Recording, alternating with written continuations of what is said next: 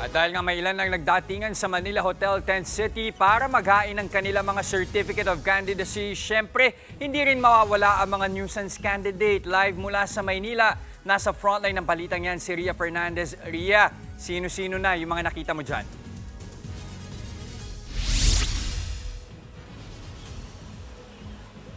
Jester, kahit mahigpit ang seguridad at pabugso-bugso ang ulan, hindi pa rin natinag ang mga taga-suporta ng ilang maghahain ng Certificate of Candidacy o COC sa pagkasenador at party list representative ngayong araw dito sa Manila Hotel Tent City.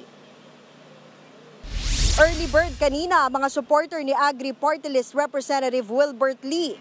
Balak ni Lee na tumalon mula sa Kamara papuntang Senado. May mga paingay pa sila at tarpaulin na may pangalan at mukha ni Lee sa labas ng Tent City. Kabilang daw sa mga plataporma ni Lee ang pagsusulong sa kapakanan ng mga senior citizen, libreng gamot, murang pagkain at LGBT rights. Nagbabalik naman para maghain ng kanyang COC sa pagkasenador si Daniel Magtira, na dati nang idineklarang nuisance candidate. Ilang beses na siyang sumubok sa nagdaang mga COC filing pero palagi siyang nadidisqualify. Ang pinakahuli ay noong 2022 elections. Si Magtira rin ang nagpakilala noong nobyo ng Queen of All Media na si Chris Aquino. Pero ngayong COC filing, hindi niya raw mahanap si Chris. Kaya si Senator Amy Marcos na lang daw ang pakakasalan niya.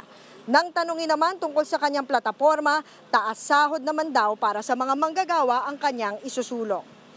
Jess, mahaba pa ang araw kaya inaantabayanan pa natin kung sino-sino pa ang maghahain ng kanilang COC sa unang araw ng filing dito sa Manila Hotel Tent City.